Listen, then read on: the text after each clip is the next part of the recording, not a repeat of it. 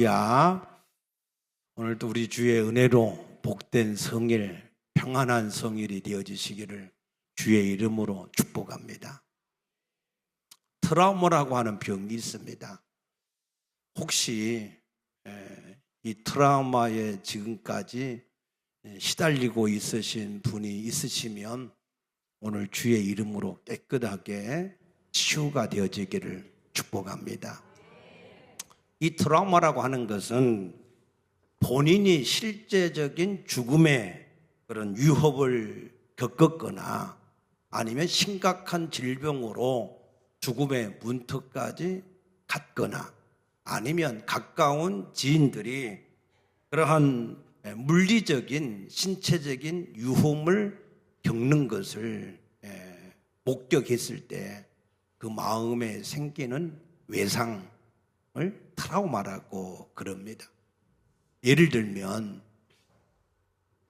내가 가스레인지 불을 안 꺼가지고 집에 불이 났어요. 그래서 홀랑 다 타졌습니다. 그러면은 그 사람은 앞으로 어떻게 되겠어요? 어디 외출을 잘 하지 못할 거예요. 혹시 가스레인지 껐나? 대문에 나갔다가 혹시 모르니까 또 들어오고 어디 또 갔다가 또 염려해서 또 전화하고 그러지 않겠어요? 그죠? 그런 트라우마가 그에게 있을 것이고 혹시 물에 빠져서 죽어가던 사람이 살아났다면 그 사람은 조그만 물속에 잠겨도 익사에 대한 그런 트라우마가 있을 것입니다. 이런 트라우마가 있는 사람들에게 나타나는 증상, 그런 증상은 극도의 긴장감이 주어져서 그래서 피곤하거나 두통이 생기거나 아니면 소화가 잘 안 되거나 식욕이 부진하거나 하는 신체적인 증상이 생기고 심리적으로는 굉장히 불안하고 걱정스럽고 원망과 분노와 슬픔이 있는 그러한 감정적인 반응들이 나타난다 그랬습니다. 사도행전 27장 말씀에 보면 바울이라고 하는 사람이 가이사 앞에 자기 재판을 호소하는 가이사 앞에 재판을 받겠다고 해서 로마로 갈 때 그를 호송해 간 사람이 율리오라고 하는 백부장이었습니다. 그런데 바울이 가만히 보니까 지중해를 지금 지나는 시기가 지났어요. 지중해는 보통 10월 초에서 그 다음에 3월까지는 지중해에 돌풍이 한 번씩 불어가지고 항해 자체가 어렵게 되는 그런 환경이었습니다. 그래서 이 바울이 지금 이 지중해를 건너가다가는 잘못하면 우리 생명도 잃고 우리 모든 재물도 잃을 수 있다. 그래서 미항이라는 곳에서 조금 겨울을 나고 그 다음에 가자 그렇게 권면을 했는데 이 율리오가 선장과 선주의 말을 더 믿어서 강제적으로 이게 출항을 했다는 거예요. 근데 조금 가다가 유라굴로라고 하는 대풍을 만나가지고 그래가지고 하늘에 해도 볼 수 없고 별도 볼 수 없고 밤낮으로 캄캄함 속에서 풍랑 속에서 떠밀려 다니는데 14일 동안이나 그런 환경에서 지냈다는 거예요. 그래서 그들이 그 풍랑 속에서 살지 죽을지 모르는 순간순간마다 풍랑 속에서 이리 부딪히고 저리 부딪히고 하다 보니 밥 먹을 그런 생각조차 할 수 없었다 그랬습니다. 다행히 바울로 말미암아 하나님이 바울을 가이사 앞에 세우기 위해서 믿습니까? 그래서 바울을 살리기 위해서 그 배에 함께 탄 다른 사람들도 다 살려주었다 그랬습니다. 여러분, 이 세상은 제멋대로 돌아가는 것 같지만 하나님이 예수 증인의 목적을 위해서 살아가는 사람들을 위해서 모든 환경을 주장하셔서 역사에 가는 것을 믿으시기 바랍니다.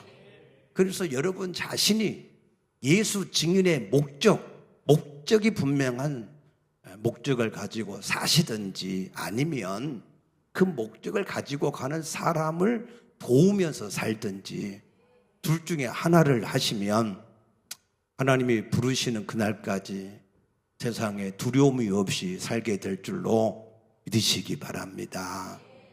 그래서 그 알렉산드리아라고 하는 배를 타고 그런 14일 동안의 그런 유라굴로 풍랑을 겪은 그 사람들이 나중에 그 사람 또 배를 타고 싶을까요? 배를 타려고 할 때마다 트라우마가 있을 거예요. 아마 그 사공들은 틀림없이 다른 직업으로 전업을 하든지 그렇게 바꾸었을 것입니다. 그런데 노아는 그 대홍수가 14일 정도가 아니에요. 40일 동안 주야로 그 땅에 비가 내리는데 깊은 샘들이 다 터지고 하늘에 창문이 열려서 비가 내린 게 아니라 하늘에서 물이 쏟아지고 그래서 이런 이 40일 동안이나 비가 쏟아지는데 여러분 큰 비가 올 때 그냥 조용히 비가 마요? 큰 비가 오면은 무슨 일이 일어나죠? 그냥 곳곳에서 천둥 소리가 우랑캉캉하지 번개가 그냥 쳐서 또 번쩍번쩍거리고 소리치지 얼마나 놀랐겠습니까? 거기에다가 방주로 내다보니까 뭐가 보일까요? 집들이 둥둥 떠다니고 사람도 둥둥 떠다니고 짐승들도 둥둥 떠다니고 또 보니까는 아무 육지도 보이지 않고 망망대해에 이래 편주같이 자기들만 탄 배가 있으니 얼마나 불안하겠어요. 거기다 산들이 다 없이 완전히 물이 잠겼으니까 바람이 또 얼마나 거세겠습니까? 그런 일을 얼마 동안 겪었다고요? 1년하고도 17일을 겪었단 말이에요.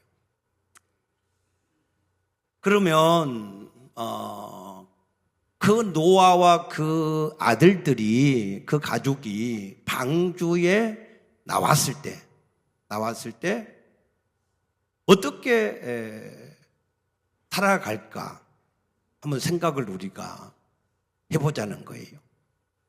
여러분들이 만약에 그런 일을 겪었어요. 그리고 살아나서 이제 새롭게 삶을 시작하는데 그러면 여러분들은 어떻게 사시겠습니까? 우리 모든 사람들이 하나님 앞에 죄를 인하여서 이런 엄청난 대홍수의 심판을 받았으니 이제는 우리가 어떻게 하든지 죄를 짓지 말자. 아멘입니까? 그래서 온갖 집에다가 죄 다 써붙이고 죄의 삭은 사망이다 써붙이고 노심초사해서 마음을 조면서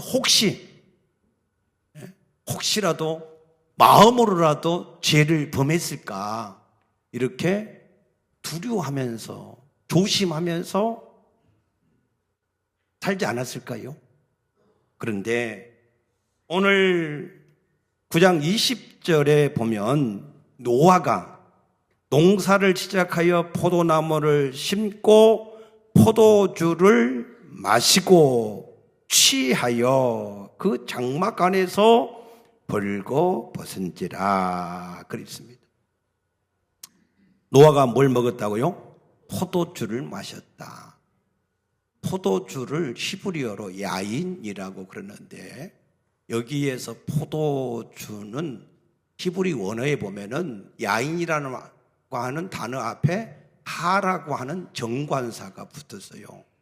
그러면은 그 포도주를 마셨다. 그 말은 노아가 익히 아는 포도주, 늘 마시던 포도주를 마셨다. 그런 뜻입니다. 그 말이 무슨 말이냐면 노아가 늘 포도주를 의지해서 살고 있었다라고 하는 의미가 되는 겁니다. 그래서 어떻게 됐어요? 나중에는 이 술에 취해 가지고 자기의 하체를 다 드러내놓고 추태를 보이는 그런 삶이 되었다 그랬습니다. 여러분, 포도주도 하나의 음식입니다. 그래서 디모데전서 4장 4절에 보면 하나님께서 지으신 모든 것은 다 선함에 감사함으로 받으면 뭐가 없어요? 버릴 것이 없다 그랬습니다.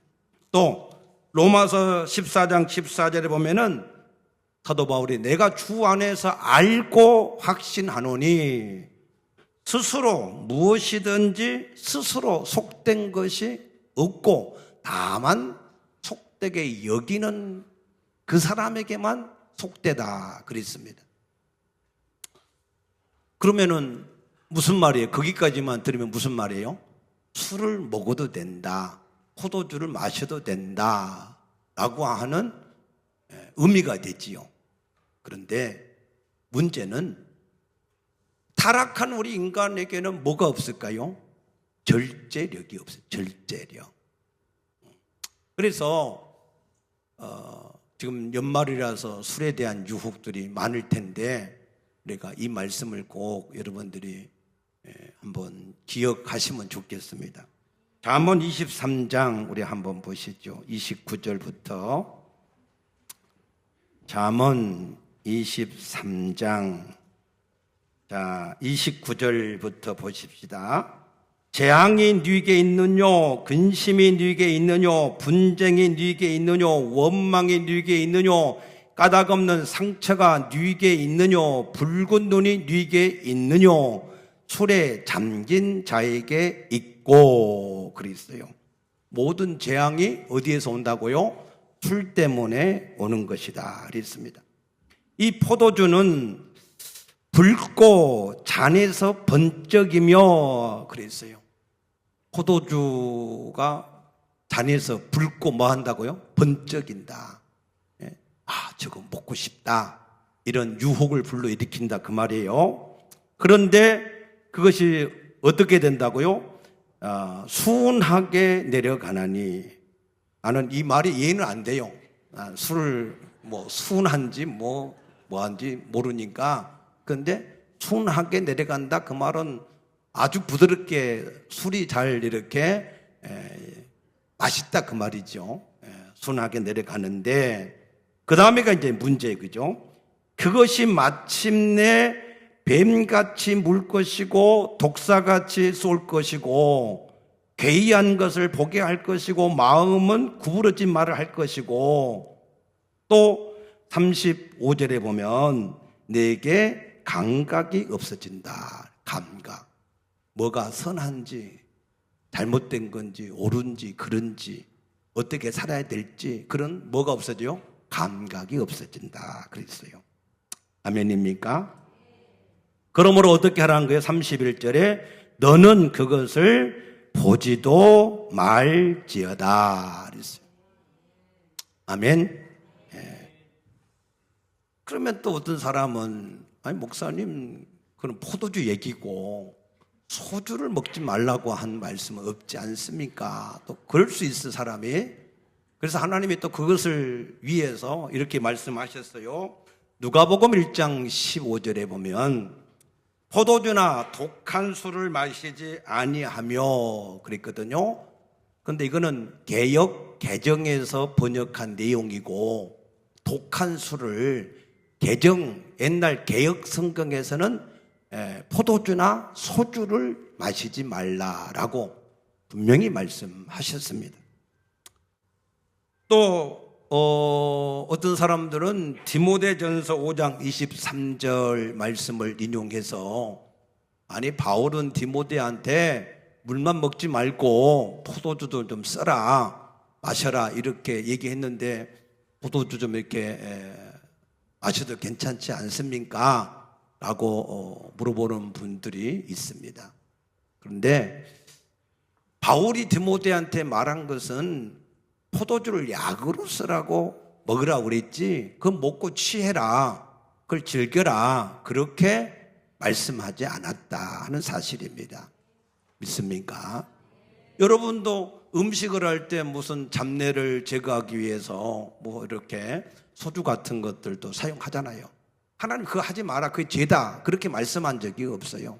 어떤 목적을 가지고 하느냐, 그것이 중요하다라고 하는 말씀입니다.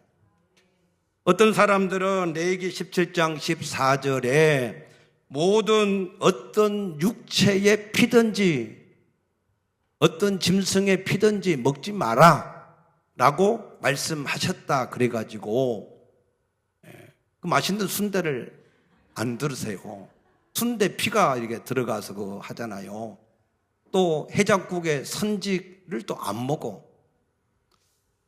글쎄 그런다고 그 사람이 무슨 정결하게 되는지는 모르겠지만 구약의 레위기에서 말씀하신 이런 것은 무슨 법이냐면 정결법이에요. 정결법. 그런데 그 정결을 예수님이 십자가에 죽으심으로 단번에 영원히 해결하신 것을 믿으시기 바랍니다. 그래서 여러분이 순대 먹고 싶으면 마음껏 드셔도 돼요. 그러니까 꼭 거기에 매일 필요 없습니다. 그래서 골로새서 2장 16절에 너희가 먹고 마시는 것과 절기와 초하루와 안식일로 인해서 너희를 비판하지 못하게 하라. 왜냐하면 이것은 장래일의 그림자고 너희는 그리스도의 것이니라 라고 말씀하셨습니다. 우리는 이미 예수 그리스도 안에서 정결의식이 끝나서 하나님의 귀한 지체, 자녀들이 된 줄로 믿으시기 바랍니다. 그래서 이것은 뭘 말씀하느냐면 우리가 또 다시 율법적인 수준에서 살지 말라는 얘기예요. 이 율법을 지켜서 의로워지고 안 지켜서 불의해지는 그런 수준이 아니고, 그러면은 이제는 뭐 초하루나 안식일을 안 지켜도 됩니까? 그것은 아니에요. 그러면은 그거는 뭐냐 이렇게 물으신다면 그것은 우리가 의로워지려고 지키는 게 아니고 하나님 앞에 감사해서 하나님을 사랑해서 지키는 일인 줄로 믿으시기 바랍니다. 그래서 요한복음 14장 21절에 보면 나의 계명을 지키는 자라야 나를 사랑하는 자다 그랬습니다. 우리는 예수 그리스도 안에서 율법에서 해방이 된 사람인 줄로 믿으시기 바랍니다. 그러나 우리가 해방됐기 때문에 율법을 안 지키는 것이 아니고 하나님을 사랑해서 하나님이 싫어하는 것은 버리고 하나님이 기뻐하시는 일을 우리가 힘써서 행해야 될 줄로 믿으시기 바랍니다. 그래서 타락한 인간은 뭐가 없다고 그랬어요? 절제력이 없기 때문에 데살로니가 전서 5장 21, 2절에 보면 범사에 해하려 좋은 것을 취하고 하나님이 좋아하시는 것을 행하고 그리고 악은 어떤 모양이라도 버리라 라고 말씀을 하신 겁니다. 그래서 우리가 그리스도 안에서 이런 참된 자유를 얻었지만 그러나 자유가 참된 자유가 되어지려면 그 속에 절제라고 하는 것이 있어야 되는데 그 절제를 우리가 하지 못하기 때문에 우리가 악한 것은 보지도 말고 술은 그 자체를 보지도 말라라고 이렇게 권면을 하셨는데, 그런데 노아는 그 술에 취해서 결국 자신의 하체까지 드러내는 수치를 드러냈고 또 그것을 보았던 둘째 아들 함이 그걸 봤으면 또 조용히 덮고 함구하고 자기만 비밀로 알든지. 남자실 화장실 가면요 참 재미있는 문구를 많이 써놨어요. 남자 소변기 앞에다가 한 발자국만 앞에 가세요. 당신이 흘리는 것은 눈물만이 아닙니다. 내가 시킨 대로 하면 내가 본 것을 감춰줄게요. 등등 여러 가지 재밌는 말들을 많이 써놨더라고. 근데 어떤 데 가면요, 그냥 시원하게 보고 가세요. 이렇게 써놓은 그런 데도 있더라고. 아무튼 우리 인간은 여러 가지로 아무튼 이 절제력이 없기 때문에 여러 가지 많은 문제들이 생길 수가 있지만, 그래서 이 둘째 아들 함도 아버지의 그런 부끄러운 하체를 보고 그냥 조용하게 입 다물었으면 되는데, 근데 그걸 또 온 동네 두 형제들한테 가서 막 이렇게 또 떠들었다고 그러네. 그래서 그 결과로 어떻게 됐어요? 함과 그 아들 가나안이 계속해서 종이 되는 저주를 받았다라고 말씀합니다. 그러면 제가 지금 여러분들한테 무슨 말씀을 드리려고 이 노아의 이 상황을 쭉 설명을 했느냐 하면, 보세요. 트라우마라고 하는 엄청난 최고의 트라우마를 겪었으면 그 죄에 대한 경계심이 생겨서 죄를 다시는 짓지 않도록 살려고 힘쓸 텐데, 그런데 그런 마음보다 더 강한 죄성이 우리 인간에게 있어서, 그런 트라우마가 있어도, 그런 경계심이 있어도 그것을 뛰어넘는 죄성이 우리에게 있다라고 하는 것을 말씀을 드리려고 그러는 거예요. 창세기 19장 26절에 보면 롯이라고 하는 사람의 처가 있습니다. 하나님은 롯의 가정에 내가 소돔과 고모라를 유황불로 비같이 내려서 심판을 할 테니 너는 거기서 도망해라. 그러면서 도망할 때 뒤를 돌아보지 말라라고 경고하셨습니다. 그런데 롯의 처가 어떻게 됐어요?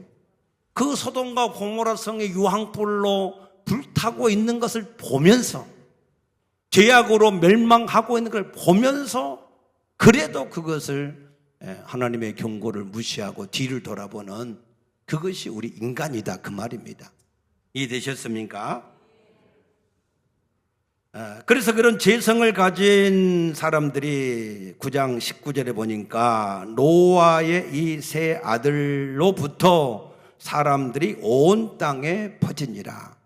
이 죄성을 가진 인간들이 온 세상에 다시 퍼지기 시작했다라고 하는 겁니다.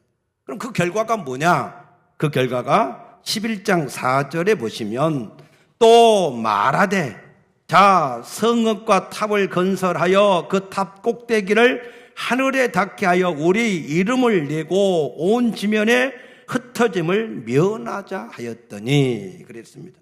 그들이 뭘 쌓았다고요? 바벨탑을 쌓았다 그랬습니다. 그 바벨탑을 쌓는데 높이가 얼마만큼 쌓았다고요? 하늘에 닿도록 쌓자. 하늘에 닿도록. 무슨 얘기냐?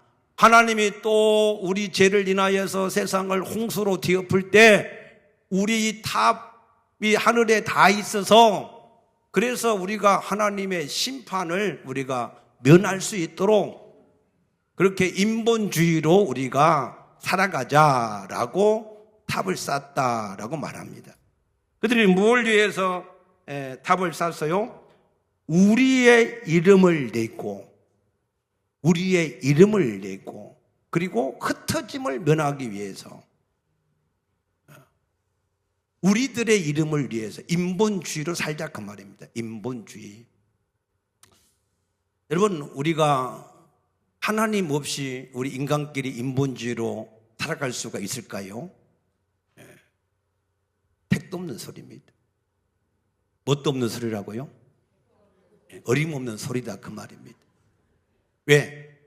호세아서 2장 8절에 보니까 9절에 보니까 내가 너에게 준 것은 곡식이고 포도주고 기름은 내가 너에게 준 것이다. 또 너희가 바알에게 바치는 은과 금도 내가 너에게 준 것이다. 모든 것은 하나님이 우리에게 주신 것입니다. 이것을 깨달았던 다윗은 하나님 앞에 우리가 주의 손에서 받은 것으로 주님 앞에 드렸다 그랬습니다. 그래서 사실은 우리가 하나님 앞에 드린 거 굉장히 잘한 일인데 사실 아버지 것은 그냥 아버지 앞에 도로 드린 것 뿐이에요. 맞습니까?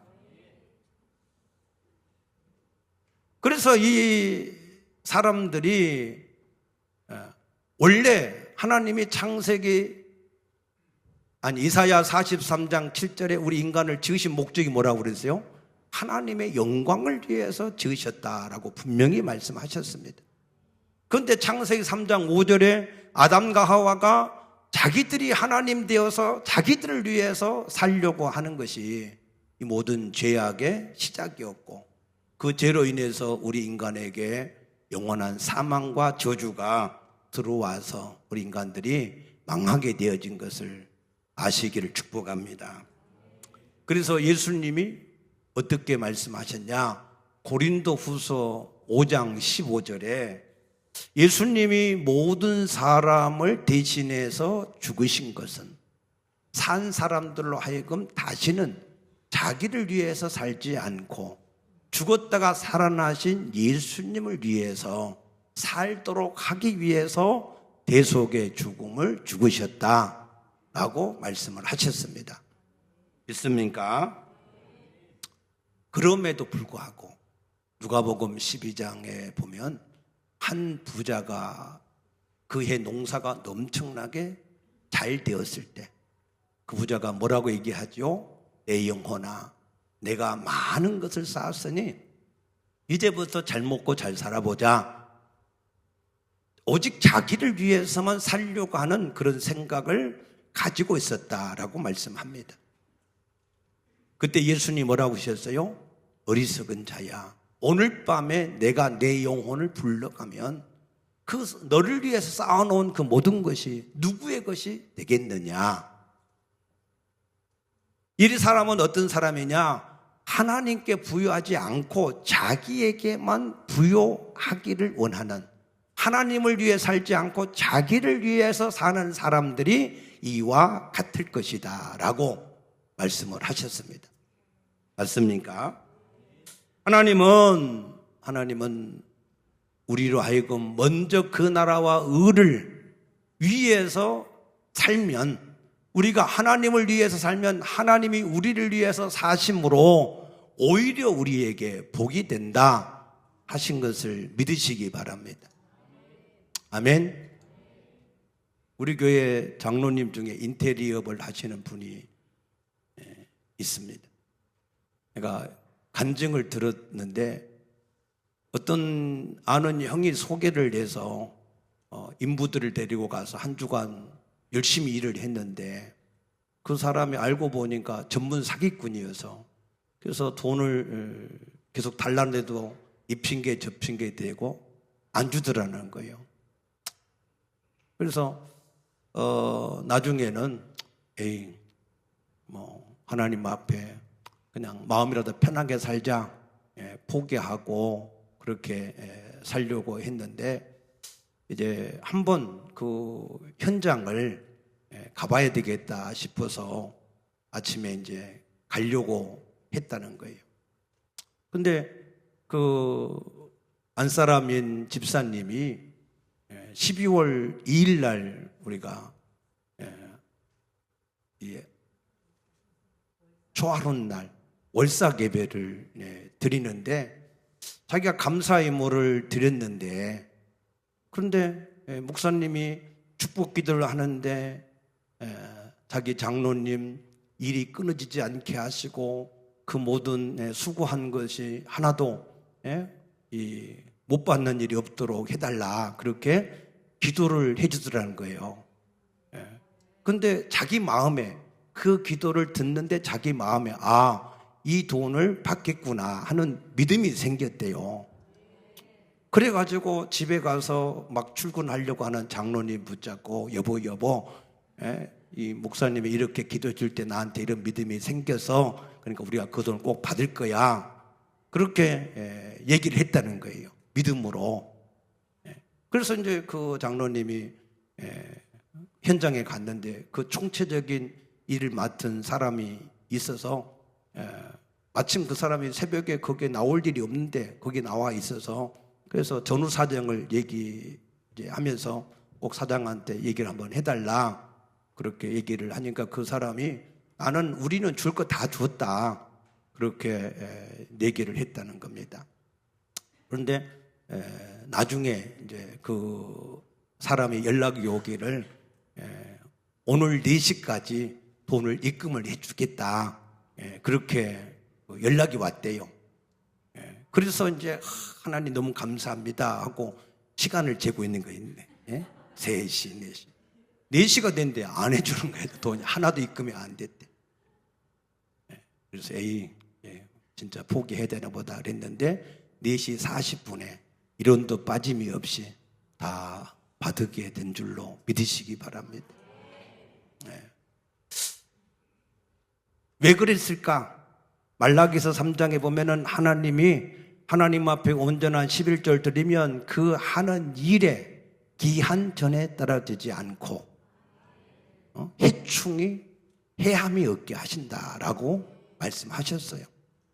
내가 보니까 우리 장로님은 일한 만큼 일주일에 3-4번씩 이렇게 항상 11조를 수입이 생기는 것만큼 그때그때마다 항상 하시더라고요. 그래서 하나님은 한 번 약속하신 말씀대로 모든 일을 이루어 가시는 하나님됨을 믿으시기 바랍니다. 그래서 하나님은 이 노아의 가정에게 홍수가 끝나고 나왔을 때 그들에게 뭐를 약속했냐? 생육하고 번성하고 충만하라 그랬거든요. 그런데 우리가 흩어짐을 면하자 하고 한 곳에 모여 있으니 어떻게 생육하고 번창할 수가 있겠습니까? 그래서 하나님이 흩으셨다는 거예요. 번성하라고 충만해지라고. 믿습니까? 하나님은 언제든지 우리에게 좋은 것을 주시는 아버지이시지 결코 우리를 해롭게 하시는 하나님이 아니시다. 그래서 하나님 말씀대로 하자고 하는 대로 하면 여러분들이 알든지 모르든지 하나님이 우리를 복되게 하시는 것을 경험하게 될 줄로 믿으시기 바랍니다. 그래서 하나님은 우리에게 자꾸 쓸데없는 바벨탑 그거 짓는다고 힘 빼지 말고 우리 자신을 제대로 우리가 알고 살기를 원하시는 겁니다.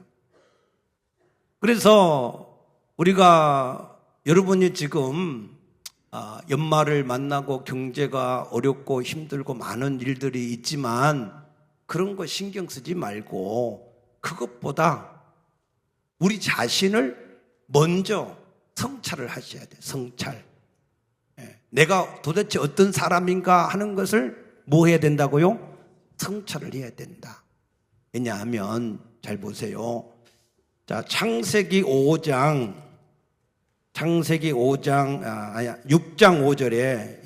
5절에 여호와께서 사람의 죄악이 세상에 가득함과 그의 마음으로 생각하는 모든 계획이 항상 악할 뿐임을 보시고. 이때는 언제예요? 홍수 이전의 사람들이야. 홍수 이전의 사람들. 그런데 8장 20절 21절에 가서 보면 하반절에 이는 사람의 마음에 계획하는 바가 어려서부터 악함이라 라고 말씀하셨어요. 똑같은 내용입니다. 자, 홍수 이전에도 똑같은 악한 죄인들, 계획하는 바가 항상 악한 죄인들이었고 홍수 이후에도 똑같은 그런 죄인들이었다. 무슨 말인지 이해되십니까? 우리 인간은 그런 존재라는 거예요. 왜 그런 존재가 됐느냐? 예레미야 17장 9절에 이렇게 얘기하십니다. 만물보다 거짓되고 심히 부패한 것이 우리 인간의 마음인데 이것을 누가 알겠느냐 그랬어요. 우리 인간은 우리 마음에서부터 모든 것이 나오게 되어져 있습니다. 그래서 무릇 지킬 만한 것보다 내 마음을 지켜라. 생명의 근원이 이에서부터 나온다 그랬어요. 우리 마음이 부패돼서 썩어버렸다 그 말입니다. 그래서 거기에서 아무리 의로워지려고 해도 의로운 게 안 나오는 거예요. 그래서 이사야 64장 6절을 보니까 우리는 다 부정한 자 같아서 우리의 의는 더러운 옷 같으며 우리는 다 잎사귀같이 시들므로 우리의 죄악이 바람같이 우리를 몰아간다. 여러분, 나무에서 떨어진 낙엽이 힘이 있어요, 없어요? 아무 힘이 없어요. 바람이 부는 대로 그냥 날려다닙니다. 우리는 그런 존재라는 얘기예요. 우리는 죄악을 이겨내고 무엇을 이게 의로워질 수 있는 그런 존재가 아니고 그냥 죄악에 끌려다니는 그런 존재다. 그런 말씀입니다. 그래서 로마서 7장 19절에 사람이 의로워지려고 의롭게 살려고 힘썼지만 오히려 행하는 것은 악을 행하는 것뿐이다. 그래서 결국에는 어떻게 됐다는 거예요?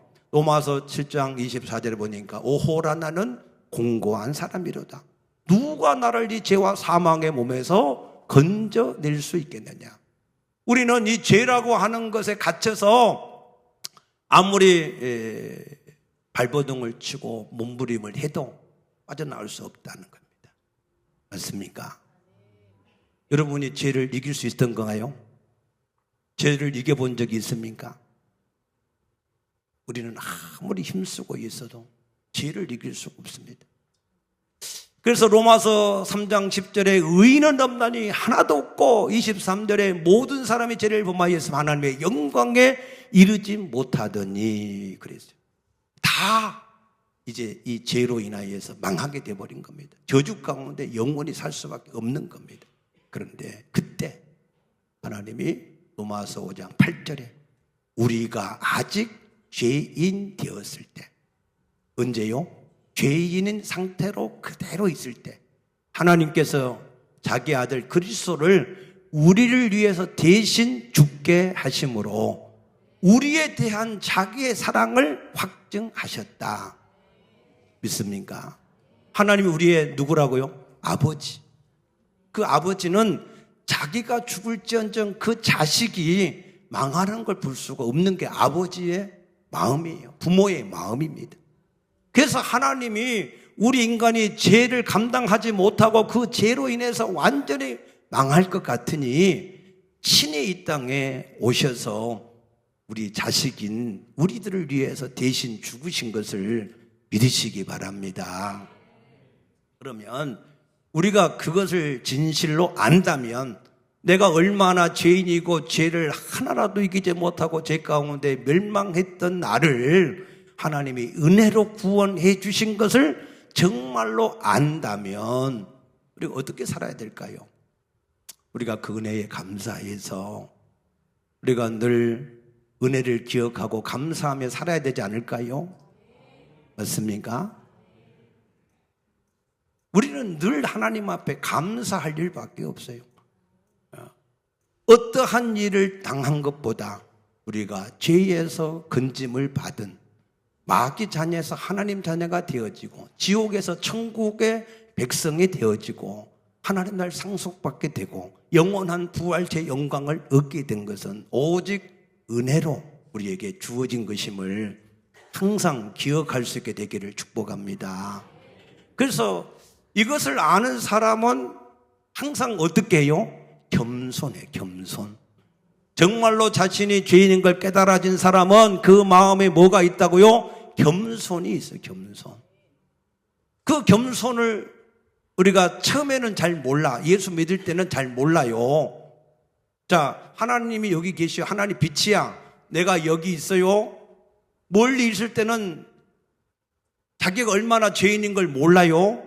그런데 이 빛 대신 하나님 앞에 점점점 가면 갈수록 자기가 비춰지니까 자기는 겉에만 더러운 줄 알았는데, 옷만 더러운 줄 알았는데 온몸이 더럽고 그 심령 자체도 완전히 썩어버린 것을 알았을 때 사도 바울처럼 뭐 할까요? 주여, 내가 죄인 중에 기수입니다. 고백할 수밖에 없잖아요. 그런 은혜가 있으시기를 축복합니다. 그래야 하나님의 은혜가 계속 임하는 거예요. 믿습니까? 하나님의 은혜는 계속 받아야 되는 것이지 한 번 받고 끝나는 게 아닙니다. 그래서 야고보서 4장 6절에 하나님은 교만한 자를 대적하시고 겸손한 자에게 은혜를 베푸신다 하셨기 때문에 내가 진실로 죄인임을 온전히 깨달아져서 하나님 앞에 감사하고 또 감사하고 그런 감사가 넘쳐날 때 할렐루야, 하나님께서 그 영혼을 사랑하셔서 하나님께서 그 범사에 그를 잘되게 하시고 그 모든 하는 일도 강건케 하실 줄로 믿으시기 바랍니다. 또한 우리는 그런 사람은 마태복음 7장 4절에 형제의 눈 속에 있는 티를 빼려고 하지 말고 내 눈 속에 있는 들보를 먼저 빼려고 해야 된다라고 말씀하셨습니다.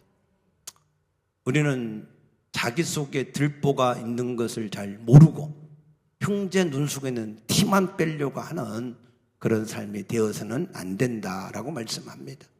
그럼 우리가 어떻게 살아야 됩니까? 에베소서 4장 32절에 서로 친절하게 대하고 서로 불쌍히 여기고 서로 용서하기를 하나님이 나를 용서한 것처럼 해야 된다.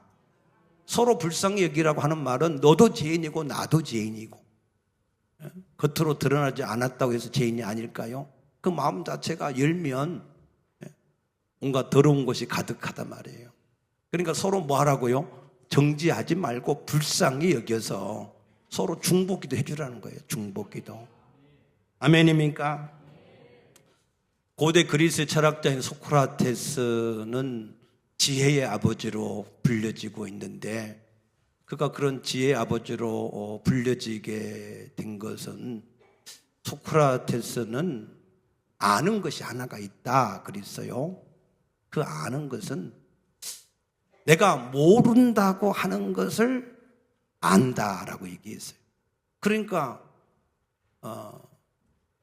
자기는 잘 알지 못한다.